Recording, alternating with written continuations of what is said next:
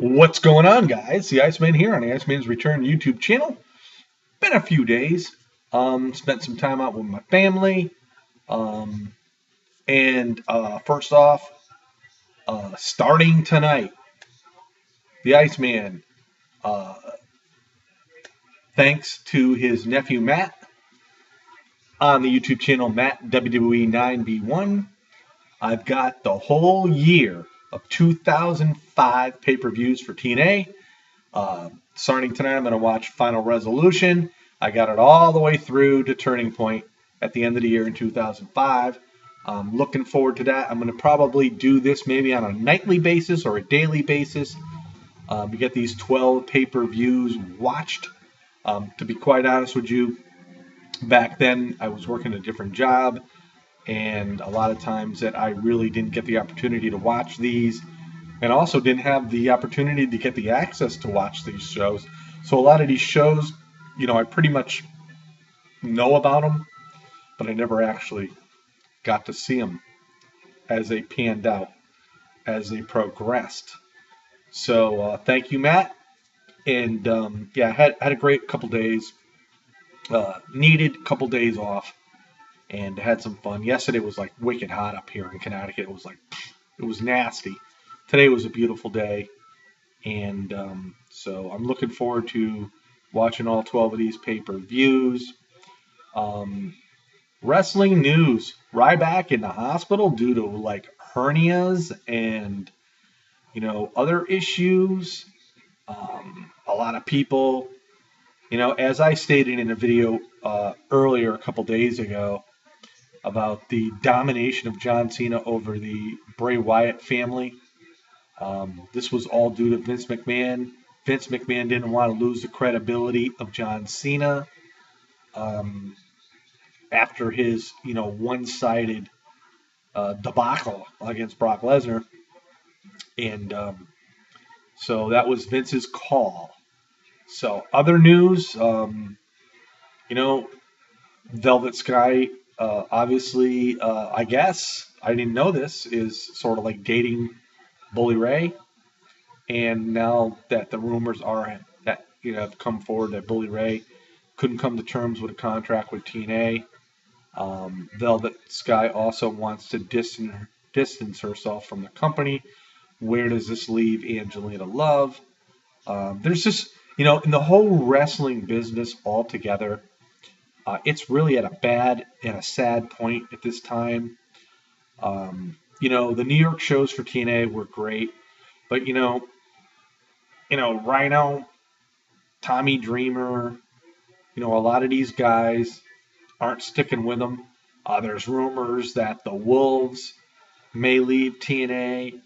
There's just so many rumors going on, and a lot of these rumors, are very false, but there's a lot that are true.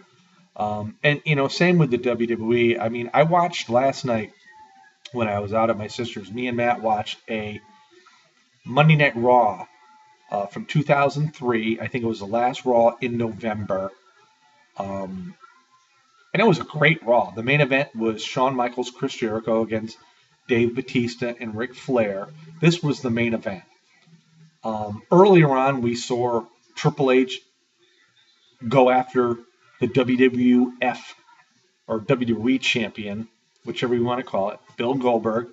A lot of outside interference. We saw Randy Orton get involved, and we also saw Kane get involved.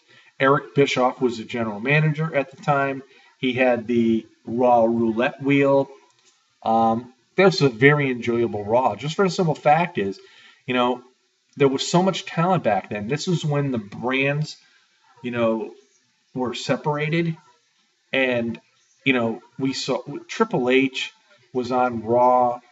Shawn Michaels was there. We saw Kane. We saw Bill Goldberg. We saw Booker T. I mean, there was just Ric Flair, Dave Bautista. There was just a number of stars. And then we were talking about it as we were watching it, because we knew that SmackDown had the brand. And we were saying, well, what has SmackDown got? And then we started talking about it. Well, they had Edge. They had John Cena. The Undertaker. Brock Lesnar. I mean, even SmackDown had a great roster back then. This is when WWE, was going pretty darn good. I believe the rating for Raw that night was a 6 something, which is damn good, obviously.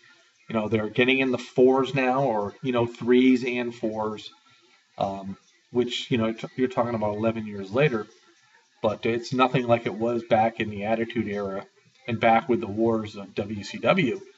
But this Raw, we were talking about it. Garrison Cade teamed up with Bully Ray in a tag team match, which was totally awesome. And it was funny because Cade ended up winning the match, and Bully Ray was all ticked off at him. Or I should say Bubba Ray was all ticked off at him. And they were, flaunting the belt back and forth and whatnot. Obviously, it was on, Bubba Ray.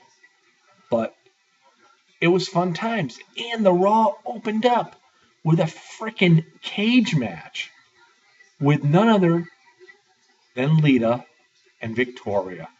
What a great match that was. These are things we'll never see today. So, watching all that stuff, every time I go out there, we try to watch another Raw from the past. He's got that whole, big set that's got all the Monday Night Raws, the best of Monday Night Raws, or whatever you want to call it. But we watched that last night, and of course Raw was 2 hours in, and we started watching it around 10 o'clock. I think it ended like about 11:30, and I'm going, man, God, this went fast. And like we were talking, everybody on the show, nobody was a jobber. Nobody was a jobber. And each week you can see a different match back then. And the main event wasn't Goldberg and Triple H for the World Heavyweight title. It was Jericho and Shawn Michaels against Batista and Ric Flair.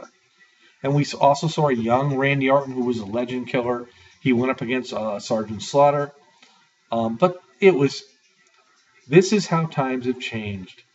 And but it was fun to watch, obviously. And I'm looking forward to going back out there again and, watching the next Monday Night Raw, which will be the first week of December of 2003. So, yeah, it was great.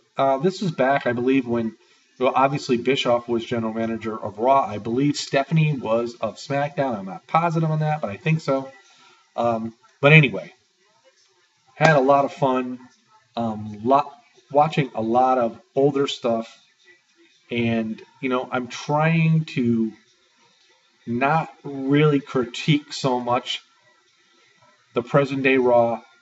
But my issue with the present day Raw right now is they don't have enough roster to do 3 hours. They need to go back to 2. And, get rid of a lot of these wasteless segments. Because watching this Raw, you had little segments that lasted a few minutes. I'll take this. One thing I will say, Eric Bischoff was long-winded on this particular Raw. But in any event, it was a great Raw. All the matches were excellent. They were fun to watch. And it's, you try to, when you're watching them, you try to say, oh, yeah, I remember that. It was fun times. So The Rock was gone. I think this was one of the first weeks Stone Cold was gone. But it still was a very entertaining Monday Night Raw. So anyway, again, I want to thank my nephew Matt WWE9V1, for the whole year of 2005 pay-per-views of TNA Wrestling. Like I said, tonight I'll be watching the first one, Final Resolution, which obviously starts in January. And we go from there. So peace out, everybody.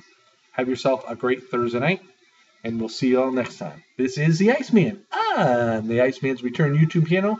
The man with the plan. The man with the knowledge. See you next time.